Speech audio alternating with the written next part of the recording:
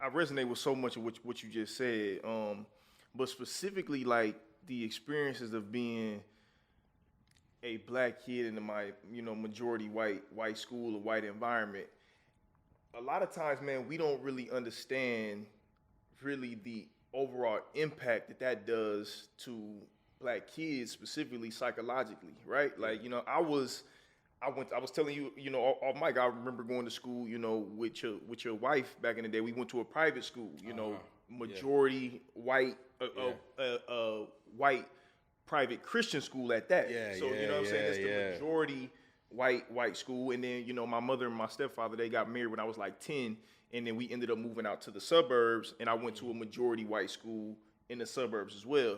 And I was always like one of a few black kids, right? And I can remember like I remember vividly those experiences of like, bro, you talk white, like you know what I'm saying, like, and I can remember thinking like, shit, I'm just doing like what I'm saying, what I'm supposed to be doing. That's how I was thinking in my mind.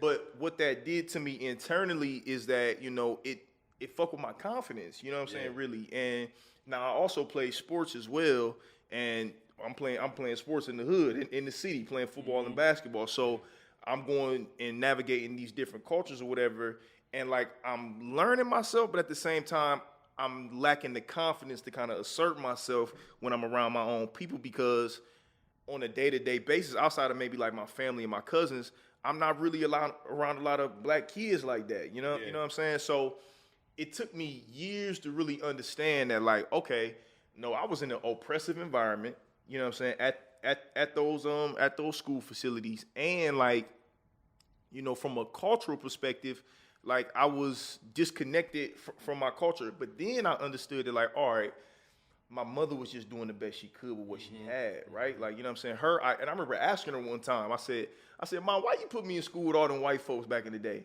And, she said, listen, I was just trying to make sure that you were straight. You know what I'm saying? I didn't want you, being in an environment in school where you had to like worry about things outside of learning.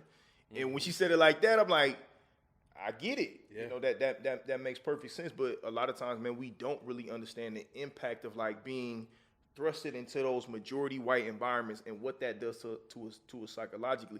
And the more and more I had these conversations with people, man, a lot of us had those experiences of being like one of only, a few black kids, if not the only one, in these white environments. And now we are really seeing the impact of like, no, we was impacted through oppression and racism at an early age. Systemically, then a lot of people don't, really understand. A lot of people don't look at it like that. We think that oppression and racism really only impacts, black folks, like, from an economical level. But it's like, no, when you in their world, that can weigh on you as well, man. So it's interesting to, like, really hear you talk about how much that weighed on, your psyche. You know what I'm saying? Yeah, I mean, and the thing about it, to your point, when I first started rapping, like, back in those days, it was like, unless you had street cred, it was like, what you rapping for? Facts. You know what I mean? And Facts. so, like, I'm sure you could also relate those conversations with kids in the inner city, be like, how can you complain?